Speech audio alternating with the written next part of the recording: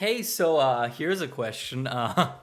What happened to that UA Traitor plotline in My Hero Academia?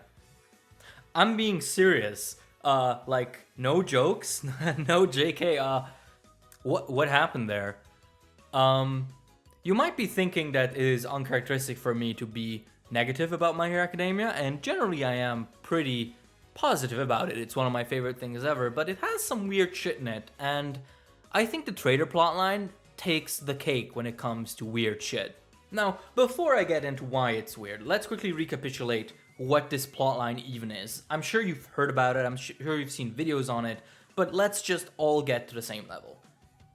In chapter 83, at the conclusion of Forest Arc, the teacher council meets to try and figure out how this could happen. And the conclusion of that meeting is President Mike declaring that they probably have a mole, a traitor, someone within the student body that is leaking information to the League of Villains. They reach this conclusion based on the fact that the forest facility they were training the students at was completely secret. No one knew about it except the students.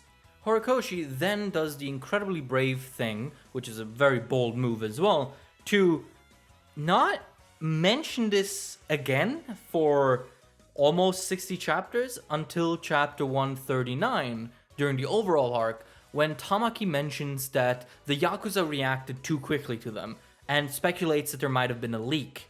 However, this is immediately dismissed as well, with the police officer saying no, it's just that they're Yakuza and they react quickly because they work as one heart, one body, one soul, yada yada yada, I will always love you. And then it's just not mentioned again, until 242, where Nezu concludes that there is no traitor. What? For a series where most other things have such a clear value and purpose, this plotline is bizarre. Basically, it's this huge tease that comes and goes once in a while in order to get us thinking, only to then be seemingly resolved out of nowhere. Or at least not really resolved though, because Nezu says that if in the next time the league makes a move, there's another leak, the students might still be involved. But still, that is weird. Why even start this? I remember when the whole thing with the traitor happened in the Forest arc, people went crazy and went back through the entire arc trying to figure out where every student was at every single point in time. And like, was that all for nothing? Well, let's look at what's happening here. First of all, that interview you're probably commenting about where Hori said that he forgot about the traitor is fake. Never happened. Don't talk to me about that stupid made-up rumor. It was made up by Tumblr because it's Tumblr and they love doing that shit. Trust me, someone who works on a manga literally every second of his life is probably not going to forget things about it, especially not something as major as a traitor plotline. I'm sure Hori would rather forget his manga a bit more often. Second, there are basically two things I can see happening here. One of them is that Hori intended for there to be a plotline, but it got scrapped along the way, one way or another. Or perhaps he thought that there was no good way of including it. Two, there was never meant to be a plotline, and the comment with President Mike about the mole was supposed to be a throwaway dread moment that we latched onto as fans. Both of these are not very satisfying, however, because, well, we spent so much energy on this, we might as well get something out of it, right? But here's the problem. If Hori either didn't intend this to be a plotline, or he has since decided that it doesn't fit into the story, what can we do? Like, what can we even get out of these little mentions? Because as it is right now, it just seems like a quick thing he can bring up whenever there's some leak or some problem that the characters cannot explain. They just go, oh, maybe there was a traitor, and then move on. And it just is not very satisfying. So, if I had to make a prediction for how this is going to go in the future, I think we're not going to see anything. Whether it is that there never was a plotline, whether it is that the plotline was resolved, I think this is it. I really think that we kind of got bamboozled and caught up in the fan theorizing.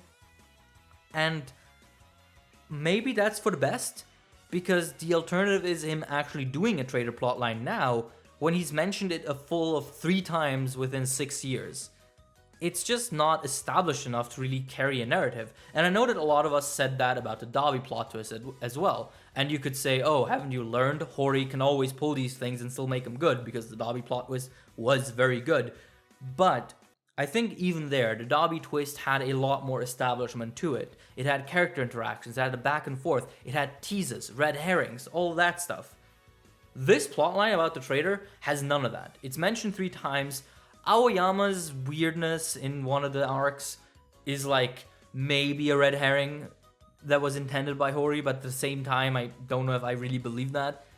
So if he now decided to do the traitor plotline in the middle of the current villain hunt arc, it will make sense. Like destabilizing Hero Society and UA as its central pillar would work, especially now in the story. But at what cost? And like, how would that even make sense anymore? There is no supporting groundwork. There is nothing there that actually makes this function. Because again, we've not really explored any of these characters enough for there to be much of a gut punch if they are the traitor. The only character I can imagine whom could realistically be the traitor and who would actually be kind of a blow would be Kaminari. But I kind of don't believe it's him anymore, especially since we've heard his internal monologue quite a few times now and it's never dastardly.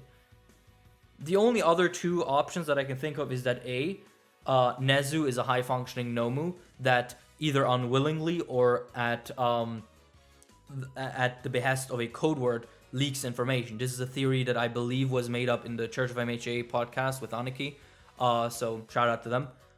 Or the other thing, which has been floating around, and I don't know who came up with this, but I think is actually kind of cool, is that Deku's link to All For One has him transmit information unwillingly, that All For One can look through him, which would also inform the fact that Deku left UA, that this was him seeing, oh fuck, I am the mole, I am the leak, and people will be in danger as long as I'm around them. But that isn't confirmed. There is no actual in-universe evidence for it aside from our own conjecture, so I guess we'll just have to see. But as it stands right now, the traitor plotline is maybe one of the weirdest and one of the most disappointing things about MHA. Just not a lot of substance given to something that at the time was thought to be like this huge thing that could blossom into a really cool plot twist. I remember people went crazy for this and we were wondering, when's the traitor gonna show up? When's the traitor gonna show up? And he just never did. So yeah, just a huge, huge shame. Hey, as always, thank you for watching, and a big thank you to all my patrons, including Daniel Garcia, Fictionape, Jameson Tate, Cini, Victor Perez, Cesar Londono, Trader, Ignis, Mr. Meander, and Paracha. Thank you all, I really appreciate all the help and support you give me, and I love making this stuff for you. I hope you keep watching, I hope you subscribe, I hope you like, and I'll see you around. Bye bye, take care.